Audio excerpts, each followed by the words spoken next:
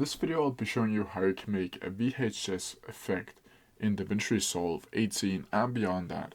It is super easy to do. So first of all, what you need to do is open up your project and find your clip that you want to put on the VHS effect on. Then from here you need to go down to Pixels here and click up in the search bar up here VHS, and then in videos you should find this clip down here by this Lewis guy and click download. Once it's downloaded, you simply need to drag in the clip onto your timeline like so. Then you need to remove the audio like this, and then you should have something a bit like looking like this.